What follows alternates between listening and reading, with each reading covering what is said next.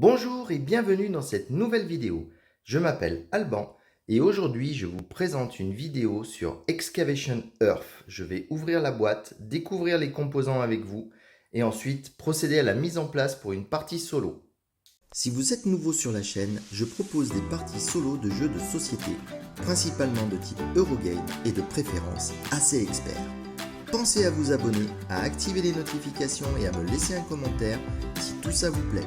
Vous pouvez aussi soutenir la chaîne grâce à mon profil Ko-fi et à mes liens affiliés que vous trouverez en description. Merci d'avance. Donc c'est parti, voyons voir ce que cache cette boîte de taille normale. Donc pas de grosses surprises.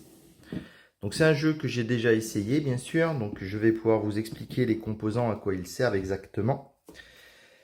Donc des aides de jeu tout simplement, ça c'est très pratique parce qu'elles sont très précises. Quand on connaît les icônes là, ça permet de bien se rappeler dans quelles conditions on peut faire quelles actions. C'est vachement bien.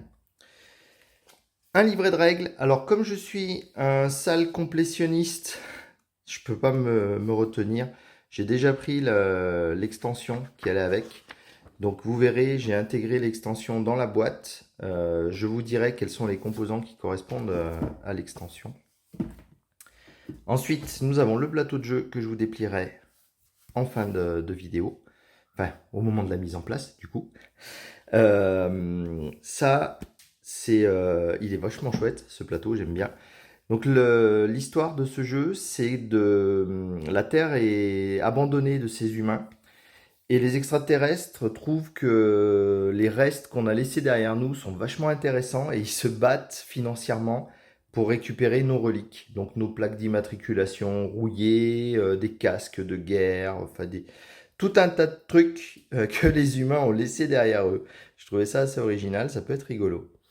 Ce plateau-ci, c'est un plateau de l'extension, donc je ne vais pas le traiter dans cette série de vidéos. On verra plus tard pour jouer avec l'extension, donc je vais le mettre de côté. Une petite protection pour tenir le plateau, ça c'est toujours sympa. Là, on a le plateau des acheteurs. Alors les acheteurs, ce sont justement les différents extraterrestres de différentes couleurs qui vont être intéressés par les différents objets qu'on va trouver. Donc ce plateau-ci, on va s'en servir, c'est dans le jeu de base. Celui-ci, c'est le plateau, hop, dans le bon sens, le vaisseau mère. Donc c'est là où vont se retrouver les acheteurs une fois qu'ils ont acheté quelque chose.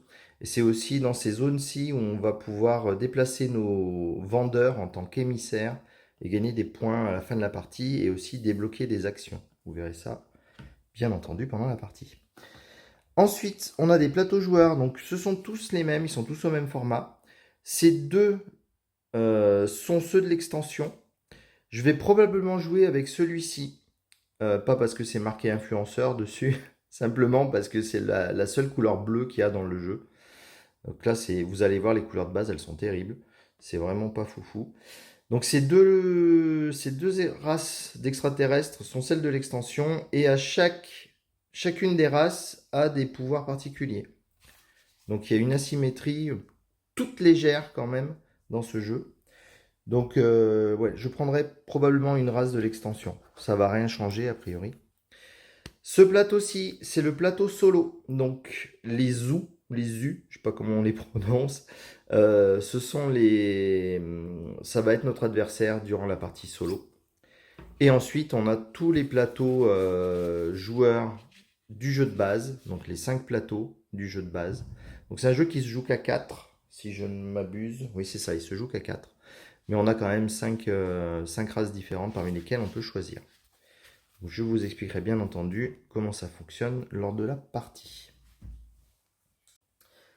Ensuite, il y a des petits sachets pour chacune des espèces d'extraterrestres. Donc, je vais d'abord vous montrer les petits sachets pour le jeu de base. Vous voyez, c'est pas franchement folichon, du noir, du marron, du gris, un peu de rose. Je vais montrer du côté où on voit quelque chose. Un peu de rose, un peu de jaune et c'est tout. Donc ça c'est un peu décevant quand on ouvre la boîte de base, on cherche des couleurs un peu flashy, un peu rigolotes. Et non, c'est un peu terne, un peu pas foufou. Bon, c'est pas grave, c'est juste les pions. Donc je vais pas vous ouvrir tous les sachets, bien sûr, on va pas perdre du temps pendant la vidéo. Je vais simplement vous ouvrir le sachet de la race avec laquelle je jouerai. Donc bien sûr, dans l'extension Second Wave, vous avez le bleu et le vert qui correspondent aux deux autres. Donc hop, toujours maladroit. Je vais vous montrer rapidement ce qu'on y trouve dedans. Donc ces jetons font partie aussi de l'extension. C'est pour un des modules de l'extension. Je trouvais que c'était pas mal fait. Il rajoute 4 modules avec l'extension qu'on peut ou pas utiliser. Et chacun de ces modules est compatible avec le jeu solo. Donc c'est cool. Mais ça, je ne vais pas l'utiliser là pour cette partie-ci. Je vais les mettre de côté. Ensuite, on a 3 jetons comme ça, explorateurs. Donc ce sont les personnages qu'on va déplacer sur la planète en fait. Pour pouvoir savoir les actions qu'on va faire, si elles vont au marché, si elles vont fouiller pour trouver de nouveaux artefacts et tout ça. On a de mémoire 15 petits cubes comme ça. Donc ça va représenter notre force de vente. Ce sont nos vendeurs et nos émissaires auprès du vaisseau mère. Donc ils vont nous permettre de rameuter des acheteurs. Et le dernier jeton, c'est celui-ci, un jeton rond d'ordre de tour, simplement. Donc vous voyez, il n'y a pas énormément de matériel pour jouer. Donc je pense que c'est un jeu qu'on peut qualifier d'initié. C'est pas vraiment un jeu expert, je pense qu'il est un peu plus simple qu'un jeu expert, vu qu'il n'y a pas énormément de matériel. Mais il est quand même bien sympa à jouer, vous verrez. Ensuite, on va avoir ce petit sachet avec tous les acheteurs potentiels. Donc la couleur de l'acheteur va indiquer le type de ressources qu'il souhaite, enfin le type de relique qu'il souhaite acheter. Et on a les acheteurs blancs qui sont des jokers en fait, qui peuvent servir pour acheter n'importe quoi. Et un gros marqueur de tour que j'ai mis avec les acheteurs. Vous verrez ça lors de la mise en place. Ça sera très simple. On a ensuite un gros paquet de cartes. Donc ça va se jouer avec des cartes. Donc il y a une couleur, enfin il y a des cartes de chaque couleur correspondant aux reliques et aux acheteurs du coup. Elles ont des symboles différents. Ça va dépendre des marchés. Vous le verrez lors de la mise en place. Chaque endroit où on peut vendre quelque chose, il va y avoir des icônes différentes. Elles ont également systématiquement 3 icônes de fuel qui permettent de faire un déplacement si on dépense la carte. Et puis suivant la couleur, ça va faire telle ou telle... enfin, ça va nous permettre d'accéder à telle ou telle relique et différentes actions. Donc vous voyez, il y a un bon gros paquet de cartes. Donc ça, ce sont les cartes du jeu de base. Donc elles vont être utilisées pendant la partie.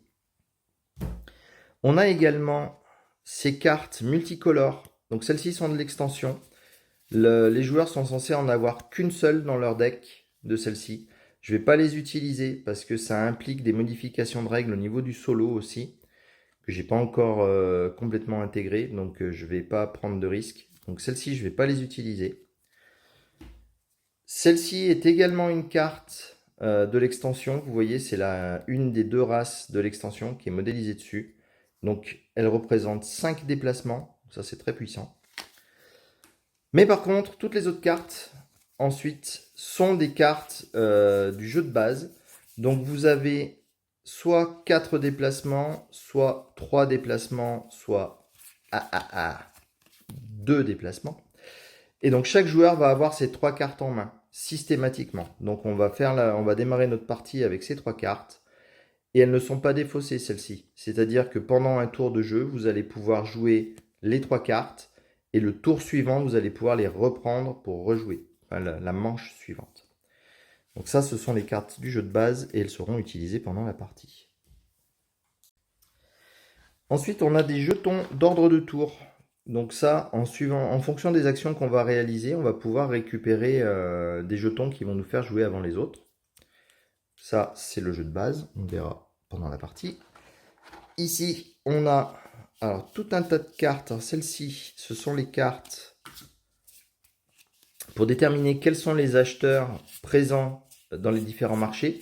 Donc on va tirer des cartes au hasard. Donc vous voyez, il y a une couleur par acheteur. Il y a même sa petite forme au cas où des personnes daltoniennes viendraient jouer à la partie. Elles peuvent repérer au format du meeple, qui est le même que celui des petits pions en bois.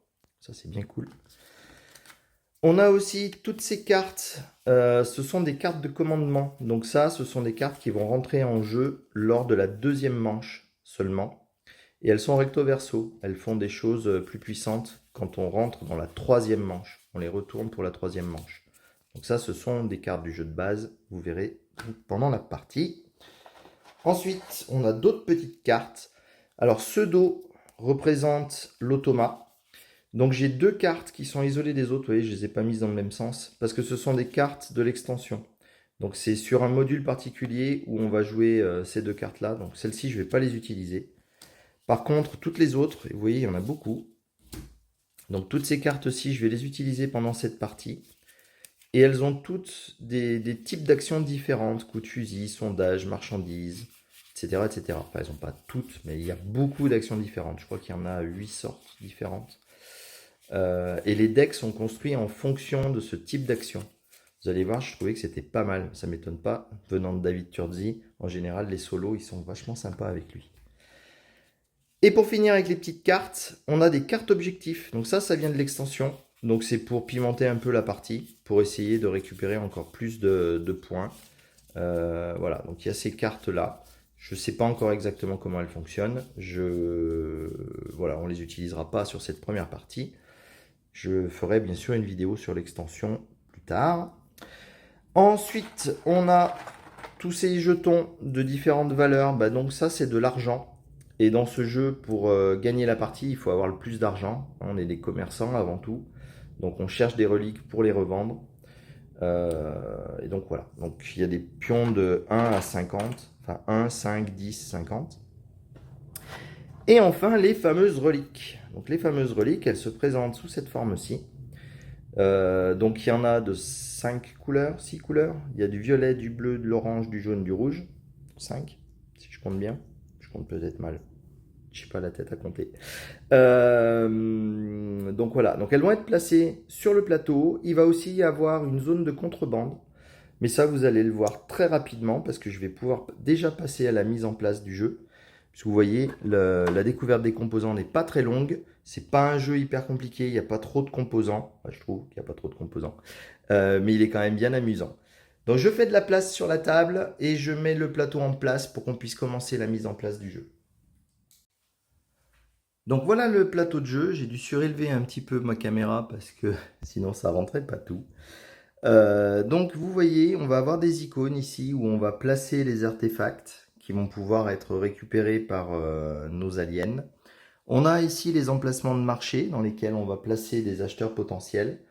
Et on a les icônes des différents marchés. Donc ceux qui sont doubles comme ça, c'est le marché noir qui va permettre d'acheter de la contrebande qui va se trouver ici. Je ne sais pas si vous le voyez bien, vous voyez, mon doigt il est par là. Et donc les versions rondes, ce sont des zones de marché légales où là on va pouvoir acheter, enfin on va pouvoir vendre à des personnes comme ça. En bas on a le... Ouais, vous voyez rien en fait, je vais le relever un petit peu. En bas on a l'ordre de tour, enfin les manches en cours, pardon. Donc vous voyez il y a un petit rappel là pour dire attention, mettez en place les cartes de commandement blanches. Et voilà, la troisième manche, pensez à les retourner pour les passer en jaune. Et là l'ordre du tour. Voilà, donc là je pense que j'ai fini la présentation de tous les composants. Je vais pas faire comme d'habitude où j'étale tout un tas de bazar sur le plateau. Je vais juste attraper les choses au fur et à mesure qu'on en a besoin pour vous montrer un petit peu comment se passe la mise en place pour une partie solo. Donc la première chose à faire va être de distribuer les plateaux de joueurs. Donc moi comme je vous ai dit, pour avoir la couleur bleue, le seul bleu qu'il y a à peu près. Je vais prendre la maison de, si vous arrivez à le lire, bonne chance. Donc leur pouvoir, ça va être de pouvoir placer des acheteurs de façon différente lorsque je vais faire une action marché. Donc je vous expliquerai la façon normale la première fois où je la ferai, cette action-ci. Et ensuite, je la jouerai avec le pouvoir spécial de cette maison. Donc, pour la mise en place, il va falloir prendre les 3 personnages, hop, qui vont nous accompagner tout au long de l'aventure. Donc c'est appelé des explorateurs, je crois. On va également prendre, en fait je vais les laisser dans le sac, ça sera peut-être plus simple, ça fera moins de bazar. On va récupérer les 15 petits cubes, ça je vais les mettre de côté sur mon espace de jeu. J'ai isolé les composantes de l'extension. Et on va prendre notre pion d'ordre de tour. Donc on va regarder ici, vous voyez, il y a l'ordre de tour par défaut de cette race-là. Donc il est 9e normalement. On va attraper le plateau joueur de l'automa. Donc l'automa, normalement, lui, il est 20e. Donc je pense que c'est un peu fait exprès pour qu'on commence systématiquement. Donc, comme je suis premier, je vais me mettre sur l'espace de premier joueur. Mon plateau de jeu, pour l'instant, je vais l'écarter. On n'en a plus besoin. Il n'y a pas d'autre chose à y faire dessus. Donc, vous voyez, c'est quand même très très simple. Et on va passer à l'étape suivante. Ensuite, on va s'occuper des cartes. Donc, comme je vous ai dit, on va avoir en main une carte Fuel 4, une 3, une 2. Donc, celle-ci, je les prends tout de suite. Je les pose sur mon plateau. Les autres, on peut les remettre dans la boîte. L'automa ne s'en sert pas. Ensuite, on va devoir mélanger le gros paquet de cartes qui nous reste. Donc ça, c'est jamais très évident. Mais bon, comme j'ai déjà joué, elles sont déjà légèrement mélangées. Et on va en piocher 6. 1, 2, 3, 4, 5 et 6. Donc ça va être ma main de départ. Je la partagerai avec vous quand on démarrera la partie. Si on est plus habitué avec le jeu, il y a une variante de draft, si ça intéresse les gens quand ils jouent en multijoueur, parce qu'en solo, on ne peut pas le drafter cette partie-là. Mais vous verrez qu'il y a quand même du draft au niveau du passage à la deuxième manche. On va aussi récupérer quelques sous de départ, parce que sinon, on va avoir du mal à acheter de la contrebande, par exemple. Donc on commence avec 8 d'argent. Donc on récupère ça et on le met sur notre plateau. Et là, je pense que j'ai fait tout ce qui était en rapport avec le joueur. Je vais vérifier, mais je pense que là, c'est bon. Donc ensuite, les cartes restantes, vous allez peut-être pas bien les voir sur le côté. Je vais en sortir 3. Donc ça va être des cartes qui vont servir à la remise en place des différentes reliques. Donc on aura ces 3 couleurs-là. Je vais y mettre le paquet à côté. Vous le voyez un petit peu, donc ça c'est pas mal. Donc vous voyez au moins les couleurs, donc du violet, du rouge et du bleu, ce que j'ai tiré pour cette partie-là. On a aussi les jetons d'ordre de tour. Donc les jetons d'ordre de tour, on les met à disposition des joueurs pour qu'ils puissent les attraper. Je suis pas sûr que ça soit très utile quand on joue en solo. C'est relativement simple de se rappeler si l'automa nous est passé devant ou pas. Donc ensuite, on va commencer à installer des reliques sur la planète. Donc il faut faire des piles. Moi, je les ai mises au-dessus du plateau. Là, vous ne les verrez pas pendant la mise en place, mais vous les verrez pendant la partie. Donc on va en prendre 3 de chaque pile. J'en ai 4, bien sûr. Hop. Donc on en prend 3 de chaque pile. Et on va les placer sur le plateau. Donc vous voyez, il y a un petit symbole dans le coin là. Et ce symbole est repris sur le plateau. Donc on cherche le symbole et la couleur, bien sûr, correspondante. Et on le met ici. Donc j'ai encore cette espèce d'arrondi et l'espèce d'éclair. Donc voilà. Donc on fait ça pour chacune des couleurs. Donc là j'ai pris la première au hasard, j'ai pris le rouge. Et je vais faire pareil avec le jaune, l'orange, le bleu et le violet. Je fais ça hors caméra parce que c'est pas super excitant. Voilà, j'ai placé toutes les reliques. Donc vous voyez par endroits, comme ici, il y en a 2. Ça peut arriver que plusieurs symboles ressortent. Donc du coup, il n'y aura que 2 endroits où il y aura du bleu. Ici et là. C'est arrivé aussi sur les jaunes. Ici et là. Ça n'a pas d'importance. On les empile et puis c'est bon. Donc une fois qu'on a placé les reliques à déterrer par nos explorateurs, on va aussi placer maintenant des reliques sur le marché noir. Donc là, ça va être sur le même principe, sauf qu'au lieu d'en mettre 3, on va en mettre que 2. Donc elles sont face visible sur la partie marché noir. Donc on les empile et on les place sur les petits carrés en bas. Je ne sais pas si vous les voyez bien. Et voilà, on a juste à les prendre. On en prend 2, on les retourne et on les met comme ça. Du coup, seule la première de la pile sera accessible lors d'un achat au marché noir. Mais on saura immédiatement laquelle arrive ensuite. Ça, je vais continuer à le faire avec la caméra. J'en ai plus qu'une à faire, donc ça va pas prendre trop de temps. Voilà. Ensuite, je vais m'occuper du plateau des acheteurs. Alors le plateau des acheteurs, vous voyez, il y a des emplacements pour poser des cartes et des... Donc c'est un plateau double couche, c'est bien pratique. Donc des emplacements pour poser les pions acheteurs. Bon, mon plateau est un peu abîmé, il va falloir que je fasse marcher le SAV. Mais bon, normalement, il est un peu plus joli que ça. Qu'est-ce que je voulais vous dire de plus? Bah, c'est tout. Je vais commencer à le remplir. Donc je vais remplir tous les meeples sur ces emplacements-là. Donc je ne vais pas le faire avec la caméra. Et dès que j'ai fini de faire cette partie-là, je reviens pour vous montrer ce que ça donne. Voilà, 10 minutes plus tard, c'est enfin en place. Donc vous voyez, il y a un petit rappel là, quand on joue qu'à 2 joueurs, on s'arrête à ce niveau-là de remplissage. Quand on est à 3, on fait jusque là, et à 4, on remplit tout. Et pareil pour les petits acheteurs blancs, quand on est qu'à 2, on n'en met que 6. Parce que là, on va faire une partie à 2. Donc l'automa contre nous, il n'y a pas de troisième joueur impliqué. Donc voilà, on a posé tous ces petits bonhommes-là. Maintenant, je vais mettre le tas de cartes ici. Et pareil, je vais refaire un jeu où je vais retourner des cartes pour savoir dans les différents marchés où vont être les premiers acheteurs.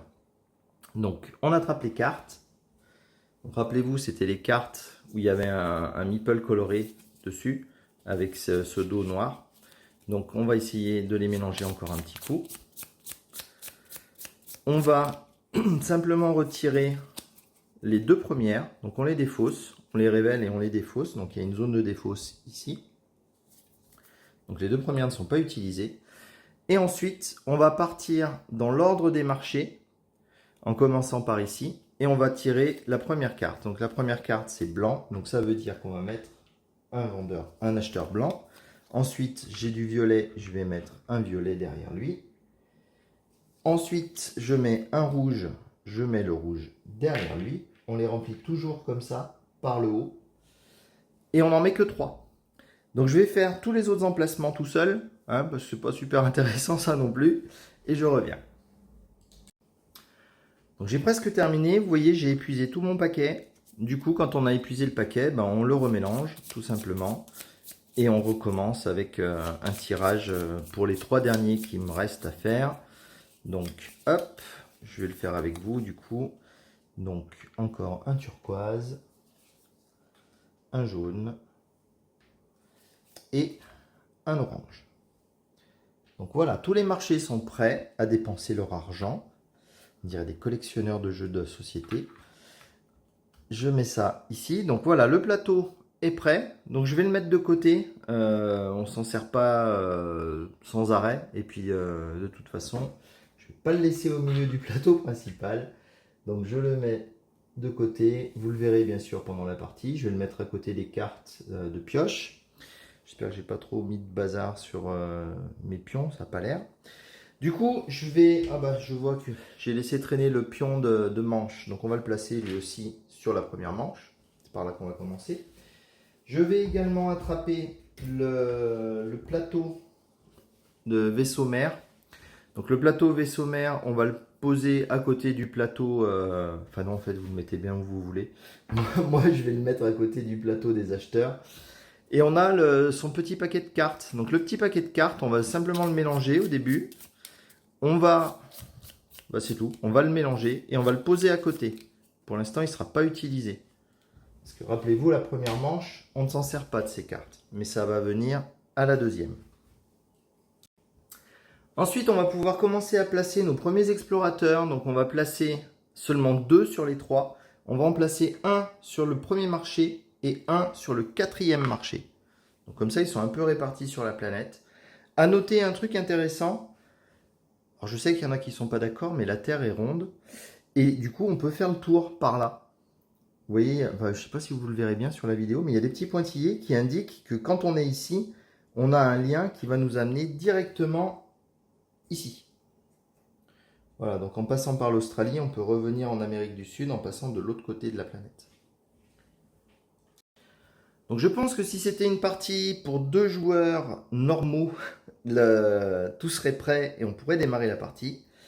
Là, il va y avoir un petit passage qui est un peu compliqué. Enfin, qui est compliqué. Non, il n'est pas compliqué, mais il est un peu longuet. Il faut préparer le deck de l'automa. Donc le deck de l'automa, il y a il y a des titres de cartes, donc coup de fusil, sondage, marchandage, etc., etc. Il faut séparer toutes ces cartes par type. Donc, vous les verrez peut-être pas bien, mais je vais les mettre par là. Ça sera plus simple. Donc sondage, marchandage, fouille, remarchandage, refouille, recommandement, refouille, etc., etc. Je vais faire mes petits paquets, je vais les mélanger et je reviens vous expliquer pourquoi j'ai fait ça. Donc comme je vous ai déjà dit, le jeu va se dérouler en 3 manches. Donc on va pouvoir lui préparer 3 decks différents. Donc on va commencer par prendre les cartes fouilles. Ce sont celles qui sont les plus nombreuses. On va bien les mélanger. Et on va en distribuer. Donc on va commencer à lui créer ses paquets. Donc on va en mettre 3 pour la première manche, 3 pour la deuxième. Normalement, si les comptes sont bons, il en reste 2 pour la troisième. Ensuite, on va passer à marchandage. Donc marchandage, il n'y a que 2 cartes. Du coup, on va bien les mélanger. Non, ça sert à rien que je les mélange, puisque je vais les remélanger après. Pardon. On les met sur la première manche. Ensuite, les cartes commandement. Donc les cartes commandement, par contre, elles, on peut les mélanger. Bien les mélanger, enfin, autant qu'on peut, comme toujours. On va en mettre une pour la première manche, 2 pour la deuxième, et normalement, il m'en reste 3 pour la troisième. Ça, c'est bon. Ensuite, il va me falloir les cartes vente. Donc, de la même façon, on les mélange. On va en mettre une pour la première manche. On va en mettre une pour la deuxième. Et du coup, il nous en reste 2 pour la dernière manche. Ensuite, on va attraper les cartes coup de fusil. Là, il n'y en a que 2 et elles vont toutes les 2 à la première manche. Et enfin, on a les cartes sondage. Donc, on va en mettre une à la première et une à la deuxième manche. Donc, on a nos 3 paquets de manches qui sont prêts. On va les mélanger. Alors là, c'est un peu compliqué parce qu'il faut vraiment bien les mélanger. Sinon, l'automa va faire tout le temps les mêmes actions. Et ça va être bien pourri. Alors, je ne sais pas mélanger comme les magiciens, là, où ils font leur truc formidable, où ça mélange, ça mixe tout d'un coup. J'aimerais tellement le faire. J'ai essayé de m'entraîner, j'y suis jamais arrivé. Et j'ai tellement peur d'abîmer mes jeux que voilà, je ne me le tente pas. Donc en tout cas, ça c'est le deck de départ de l'automa. Je vais le placer par là. Les 2 autres decks, je vais les garder tels quels parce que vous allez voir, c'est pas la peine de les mélanger tout de suite. Parce qu'en fin de manche, on va reprendre des cartes de sa défausse qu'on va rajouter à ces decks-là. Un certain nombre de cartes de défausse. Donc je ne vais pas m'enquiquiner à les mélanger tout de suite. Je les laisse bien dans le bon ordre pour pas oublier quel est le 2, quel est le 3. Et donc là, le deck de l'automa est prêt. Il prend également une couleur de son choix. Il peut être amené à en prendre une deuxième s'il est à court de jetons. Mais lui, ce qu'il utilise, c'est uniquement les cubes. Les personnages, il ne les utilise pas. Et il faut quand même qu'on prenne son pion d'ordre de tour, puisque lui peut changer en cours de partie. Donc on va le placer en deuxième, puisque rappelez-vous, il avait un chiffre très élevé. Son plateau de jeu, il n'y a pas grand chose à y faire, si ce n'est poser ici son deck de première manche. Donc je vais le mettre à côté du mien. Je vais y poser son deck dessus. Et là, je pense que tout est bon. Tout doit être prêt pour démarrer la partie. Je vais faire une toute dernière vérification dans la notice pour être sûr que j'ai rien oublié. Et si c'est bon, on sera bon pour démarrer. Donc on était presque bon. J'ai oublié que l'automa démarre également avec 8 d'argent, parce que lui aussi va pouvoir en dépenser pour faire des choses. Donc je vais lui mettre ses 8 crédits. Et là, voilà, la mise en place est terminée. Donc je vais pouvoir réorganiser un peu ma table pour pouvoir démarrer la partie dans une prochaine vidéo. J'espère que pour l'instant le thème vous plaît. Moi il me plaît énormément ce jeu. Visuellement il est très joli. Il est très bien fini. Plein de couleurs partout. C'est vraiment chouette. Et j'ai bien aimé les parties que j'ai fait jusqu'à présent. Donc j'espère que vous apprécierez autant que moi. En tout cas, si vous voulez pas rater le début de la partie, c'est toujours la même chose. Il faut penser à s'abonner et activer les notifications. Comme ça, vous savez dès que je sors une nouvelle vidéo. Et puis voilà, donc c'est tout pour cette fois-ci. Je vous souhaite quand même une très bonne journée, en espérant que vous ayez le temps de faire quelques jeux. Et je vous dis à très bientôt. À la prochaine, salut!